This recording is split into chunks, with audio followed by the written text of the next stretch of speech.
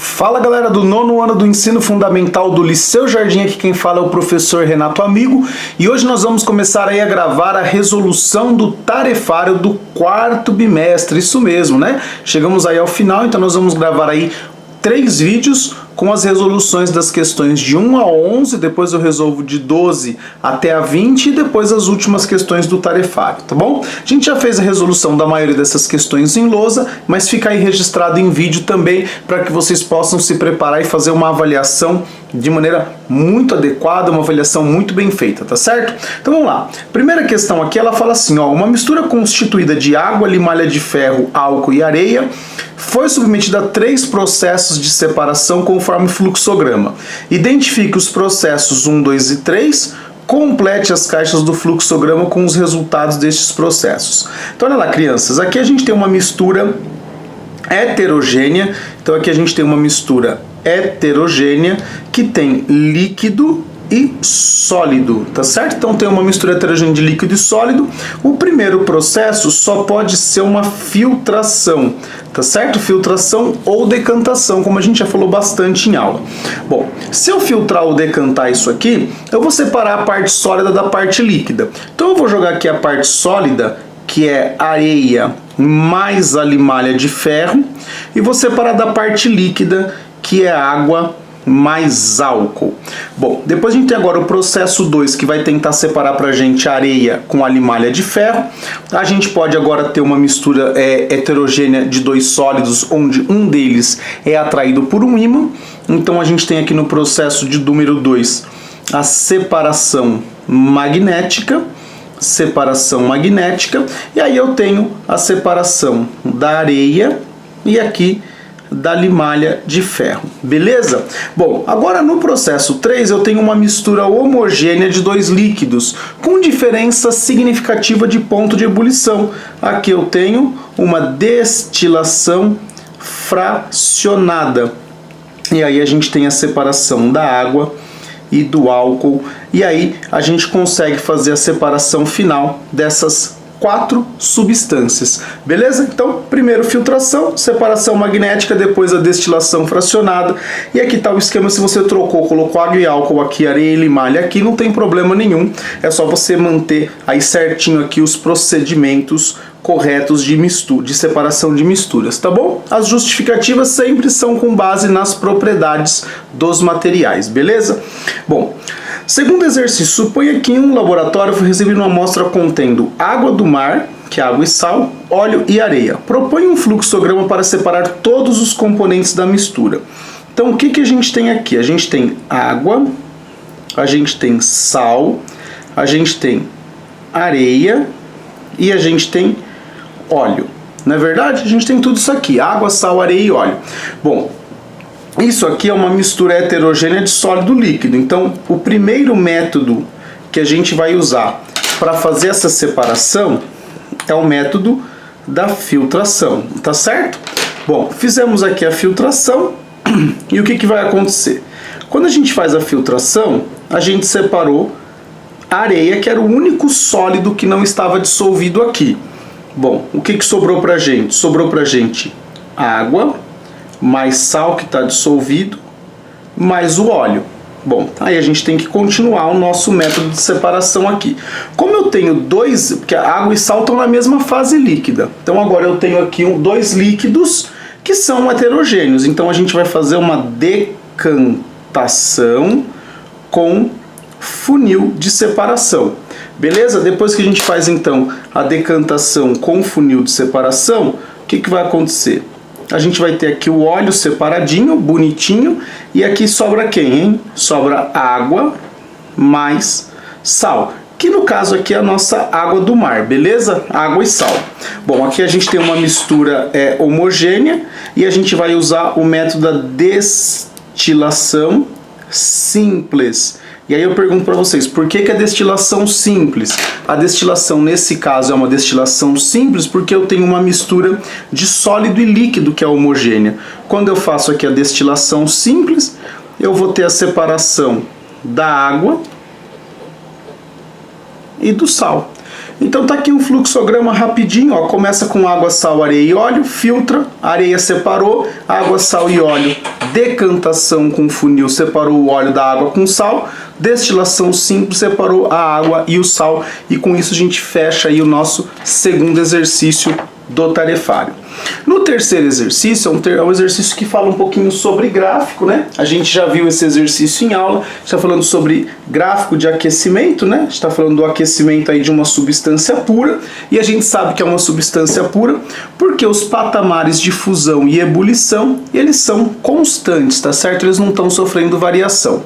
Bom, o que está acontecendo? Ele está perguntando aqui no item A, indique a substância que se funde mais rapidamente. Aqui, dependendo da sua abordagem, você pode dar duas justificativas. Uma, olha só, a substância A, ela se funde em 15 minutos. Ó, ela vai do minuto 20 ao minuto 35 para se fundir. Então, a substância A leva 15 minutos para fundir. Enquanto que a substância B, ela leva de 10 até 30 minutos. Então ela leva 20 minutos para a fusão. Então, se eu olhar somente a fusão, então eu vou dizer assim, ó, na fusão, a substância A se funde mais rapidamente. Certo? Se funde mais rapidamente. Essa é uma resposta possível para esse exercício. Agora eu posso pensar também em todo o processo, desde o início até o final da fusão. Agora, se eu pensar em todo o processo, a substância A termina o processo de fusão com 35 minutos. A substância B termina o processo de fusão com 30 minutos. Então, se a gente pensar no processo todo, se a gente pensar no processo todo, ou seja, assim, ó, desde o início do processo, a substância B se funde mais rapidamente. Então, assim, dependendo do que você estiver analisando, você pode justificar tanto a A como a B. Se você estiver analisando somente a fusão, é a A que funde mais rapidamente. Se você estiver analisando todo o processo desde o início, é a B que funde, que termina a fusão mais rápido. Então você tem que saber justificar aqui. Justamente o exercício dá margem para duas respostas. Se eu analisar só a fusão da A é mais rápida. Se eu analisar todo o processo, aí a B que é mais rápida. Tudo bem? Porque o processo da B termina com 30 minutos. O processo da A termina com 35 minutos. Ou seja, o processo desde o início do aquecimento até o final da fusão. Agora, a fusão propriamente dita, a fusão da A é mais rápida, porque leva só 15 minutos, enquanto que da B leva 20 minutos, tá? Isso é absolutamente normal, é só você justificar da forma correta. Então, tanto vale a resposta que está de azul aqui, que eu estou falando que a substância A se funde mais rapidamente, porque eu estou analisando somente o processo de fusão, como também a resposta que está de rosa aqui, que eu estou analisando desde o início do processo. Tudo bem? Aí no item B, nomeie o processo mais adequado para separar uma mistura homogênea contendo volumes iguais dessas substâncias à temperatura ambiente.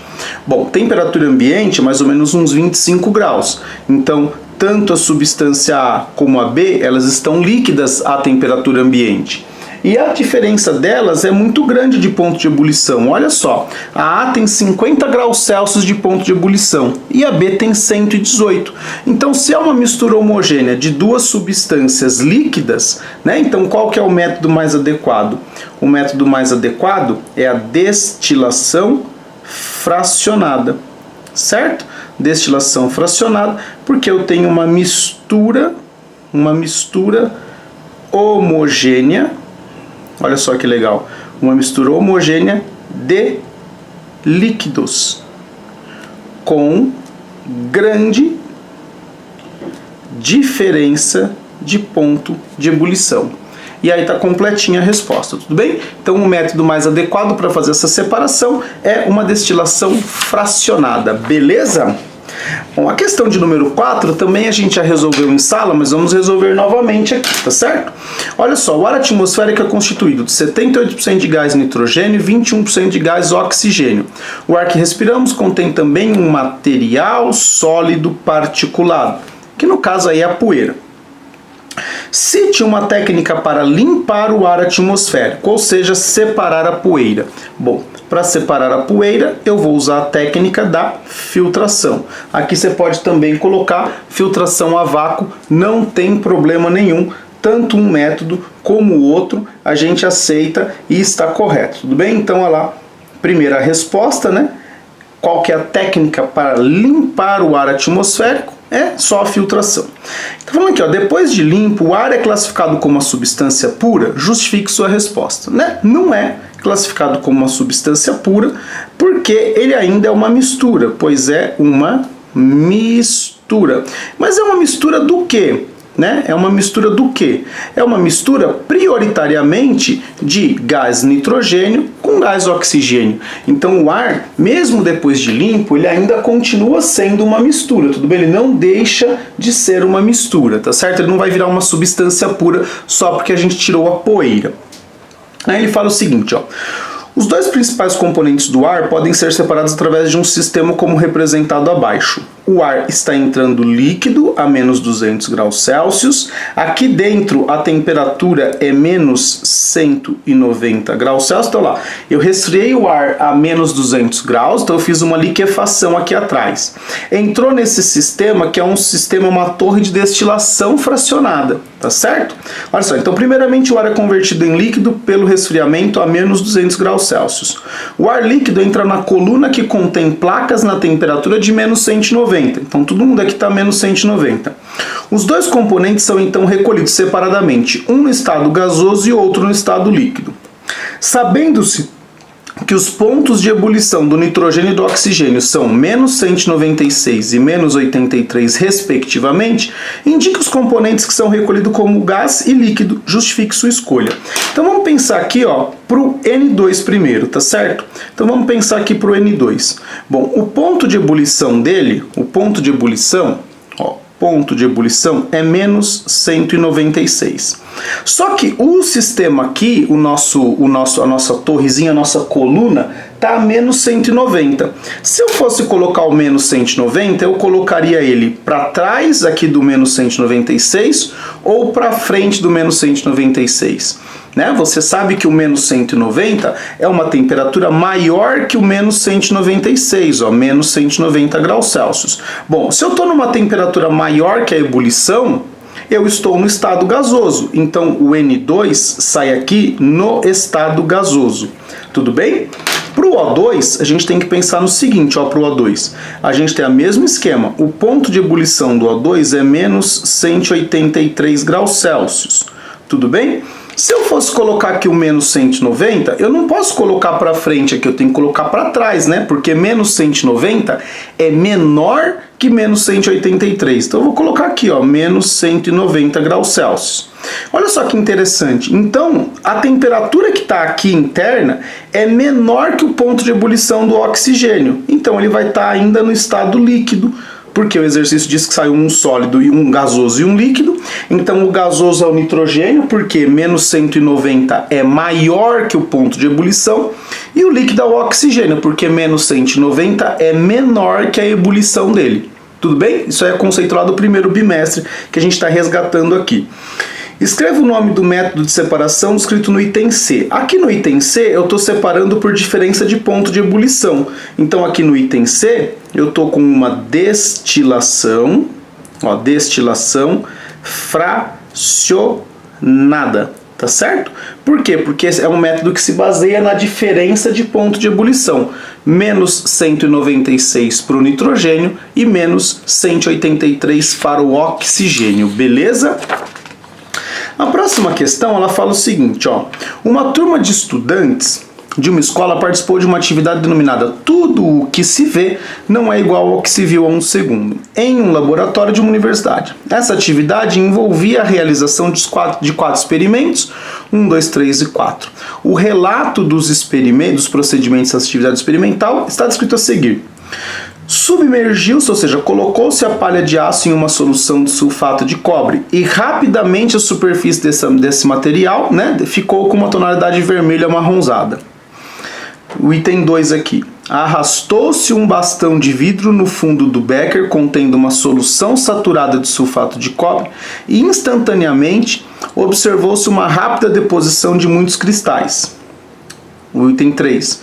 Adicionou-se sob agitação magnésio em pó a um balão de destilação contendo solução de brometo de etila com éter etílico. Inicialmente a mistura ficou heterogênea, com um tom cinza, mas muito rapidamente tornou-se límpida, incolor e transparente. O item 4. Transferiu-se um pequeno volume de ácido sulfúrico concentrado para um becker comprido, contendo uma colher de sacarose. Imediatamente verificou-se a produção de fumaça e a formação de um sólido preto que ocupou todo o volume da vidraria. Em quais desses experimentos ocorreu transformação química? Então a gente vai ter um laboratório que vai falar sobre evidências de transformações químicas. Esse primeiro aqui, traz uma evidência de transformação química, porque mudou a coloração. Vocês vão ver que isso é uma reação química. Então, no 1 teve uma reação química, que foi justamente a deposição do cobre na palha. Aqui no item 2, ele só colocou um bastão de vidro dentro de uma solução saturada de sulfato de cobre. Como eu só tinha sulfato de cobre na solução, esses cristais que se depositaram são cristais de sulfato de cobre. Então, aqui no 2 não teve nenhuma transformação química. Era sulfato de cobre antes, continuou sulfato de cobre depois. Aqui a gente teve a adição de magnésio em pó e depois a solução ficou líquida, incolor e transparente, ou seja, esse magnésio em pó reagiu com a solução de brometo de etila. Então aqui a gente tem uma transformação química também. No item 4, a gente colocou um volume de ácido sulfúrico em sacarose. O ácido sulfúrico e a sacarose deram origem a carvão, que é um sólido preto. Então aqui a gente também teve uma transformação química. Então teve transformação química no experimento 1, no experimento 3 e no experimento 4, porque foram formadas novas substâncias. Foram formadas novas substâncias. Tá certo? Então isso aqui a gente vai até associar ao nosso laboratório da última aula, vai ficar bem bacana para vocês entenderem tudo aí certinho, tá bom? O que o exercício 6 ele fala o seguinte, olha, a imagem mostra a escultura do poeta Carlos Drummond de Andrade, criada pelo artista mineiro Léo Santana, instalada em Copacabana, na cidade do Rio de Janeiro. A escultura foi feita em bronze, em tamanho natural, em comemoração ao centenário de nascimento do escritor. Nela observamos a frase do poeta: "No mar estava escrita uma cidade". Quando o bronze se encontra exposto ao ar, ocorre o fenômeno da oxidação, formando na superfície do metal uma camada cinzenta e esverdeada de sais de cobre, que de certa forma evita maiores estragos na estrutura. No entanto, a ação continuada da chuva ácida dissolve parte dessa camada protetora e permite uma corrosão mais profunda. Pensando nisso, assinale a alternativa ou preencha corretamente as lacunas. O bronze é uma liga metálica constituída por... Aí vamos lembrar lá o que é o bronze. É cobre mais estanho. Cobre mais estanho. Então, bronze é cobre e estanho. E a oxidação é um fenômeno químico, porque tem a formação de uma nova substância. Então aqui a gente tem cobre e estanho e é um fenômeno químico, beleza? Então questão 6, cobre e estanho e é um fenômeno químico. Na questão de número 7, é uma questão bem bonitinha, ele fala algumas coisas e pede para a gente analisar esses fenômenos. Olha lá, reflexo de luz nas águas. Isso aqui é um fenômeno físico, porque não tem formação de novas substâncias. A chama da vela confundia-se com o brilho dos seus olhos. Chama da vela é um fenômeno químico, porque tem a formação de uma nova substância, ou seja, eu tenho aqui uma oxidação, tá certo? Desolado observava o gelo derretendo. Gente, gelo derretendo é um fenômeno físico, tudo bem? Com o passar dos tempos começou a sentir-se como uma tesoura enferrujando. Tesoura enferrujando, um fenômeno químico. Então aqui, quais não estão ocorrendo transformações químicas no Na descrição aqui de número 1 e na descrição de número 3 não está ocorrendo nenhum fenômeno químico, apenas fenômenos físicos, beleza? Vamos então agora para a questão de número 8. Um estudante listou os seguintes processos como exemplos de fenômenos que envolvem reações químicas. Então o estudante disse que tudo isso aqui é químico. Vamos ver se é verdade? Adição de álcool à gasolina. Gente, adição de álcool à gasolina é uma simples mistura. Então isso aqui é um fenômeno físico. Fermentação da massa na fabricação de pães. Ó, fermentação é um fenômeno químico, tá certo? Tudo que envolver alimento, fermentação, fritura, assar alguma coisa, tá certo? Tudo aí a gente vai sempre considerar fenômeno químico. Obtenção de sal por evaporação da água do mar. Olha lá, evaporação da água, fenômeno físico, beleza? Precipitação da chuva. Precipitação da chuva é só a chuva cair, né? A chuva vai lá e caiu. O que é a chuva cair? É um fenômeno físico, tá certo? E queima de uma vela, finalmente, aí nosso fenômeno químico. Então, o estudante cometeu quantos erros? Olha, ele cometeu 3 erros, tá certo? Ele cometeu 3 erros porque ele falou de 3 fenômenos físicos e classificou-os como fenômenos químicos. Com certeza não era nenhum de vocês, né? Porque vocês não cometeriam esses erros aqui. Beleza? Então, na questão de número 8, o estudante cometeu 3 errinhos. Questão de número 9, ele vai pedir para a gente balancear essa equação. Então, olha só, eu já copiei a equação novamente aqui. Então, vamos lá. A gente tem lá aquela nossa regrinha, né? Primeiro, a gente vai colocar o sódio, o enxofre, carbono, hidrogênio e oxigênio. Olha lá, vamos copiar enxofre, carbono, hidrogênio e oxigênio, tá certo? Vamos contar quantos átomos a gente tem de cada um. Ó, tem um sódio nos reagentes, um enxofre. Carbonos eu tenho um só também. Hidrogênio eu tenho um aqui com 2, aqui eu tenho 3. Oxigênios eu tenho 3 com 4, eu tenho 7. Lá do outro lado eu tenho 2 sódios, eu tenho um enxofre só, eu tenho um carboninho só, eu tenho 2 hidrogênios e eu tenho 4, 5, 6, 7 oxigênios. Bom, a gente claramente percebe que não está balanceado, né? Então, onde eu tenho menos, eu coloco mais. Eu vou pôr um 2 aqui, ó. Esse 2 vale para o sódio, vale para o carbono, vale para o hidrogênio e vale para o oxigênio, né? Todo mundo que está nessa substância aqui. Vou contar de novo. Agora eu tenho 2 sódios, eu tenho 2 carbonos, eu tenho 2 com 2, eu tenho 4 hidrogênios, eu tenho 6 com 4, eu tenho 10 oxigênios, beleza? Bom, agora a gente vai, evidentemente, lá para o outro lado. Ó, enxofre tá ok, carbono aqui eu tenho 2, aqui eu tenho 1. Então vou colocar um 2 aqui em frente, esse 2 vale para o carbono e para o oxigênio, eu vou contar de novo.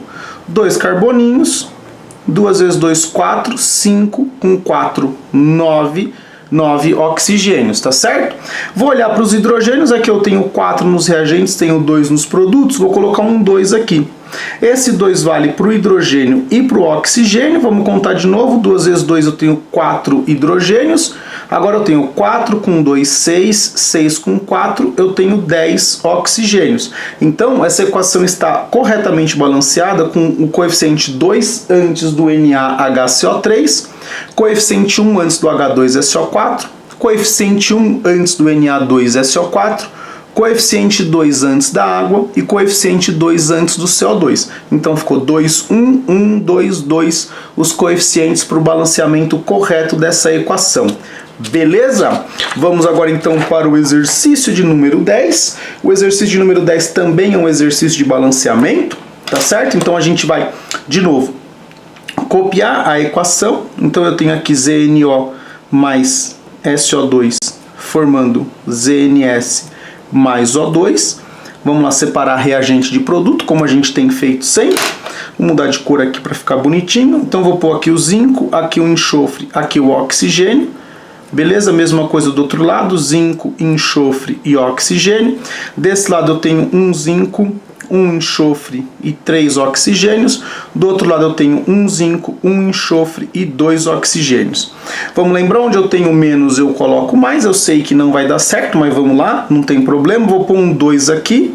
esse 2 vai ficar 4 oxigênios, agora eu tenho mais desse lado, volto para esse, eu quero que aqui eu fique com 4, então eu vou mexer aqui onde eu tenho um oxigênio só. Vou pôr um 2 aqui, esse 2 vale para o zinco e para o oxigênio, então vou ter 2 zincos e 4 oxigênios.